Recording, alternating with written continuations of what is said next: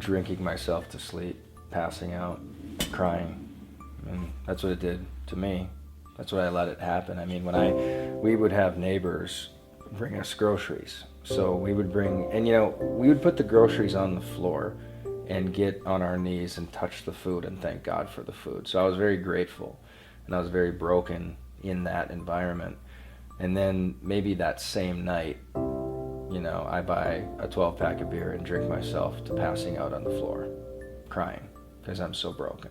So it was a mixture of, faith and desperation and all these things. There was mornings I couldn't get out of bed, and my wife would just read books over me. She would just read words over me, and she would tell me, just do it. But I was so broken. I mean, I wouldn't say I was suicidal, but I began to Google how to beat depression right before I was on the edge of it, because I felt I was on the edge. I was right on the edge of tipping over and just losing it, and it was crushing. So that thing is, to not be able to provide is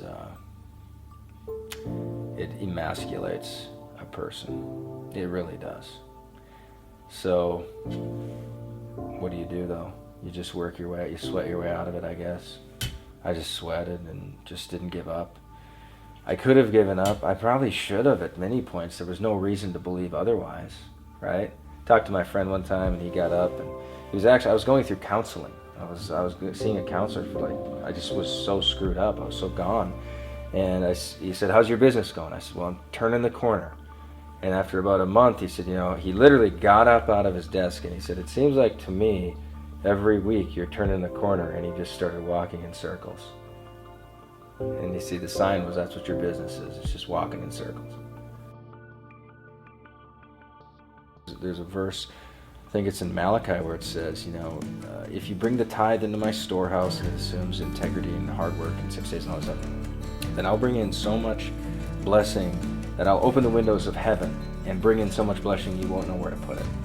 And it's this idea, and I would visualize all this wealth coming into my account. The federal government had a limit, I think it was a $100,000 limit on how much you could put in a bank account. And we maxed that frickin' bank account out, and I literally had to go find another bank account to put money in. I mean, it was the manifestation. I saw these things happening, but I believed in them way before I had any real reason to.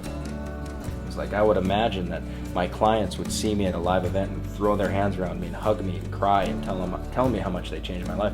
Now, every week, there are clients that have tearful stories of how my story and my impact and this and that has changed their lives. I mean, it's incredible. But I saw it all before there was any reason to believe it. And it's happened in a bigger measure than I even imagined. But the key is you have to see this stuff, and you have to believe it when no one else does. That's what you have to do. And then maybe God says, okay,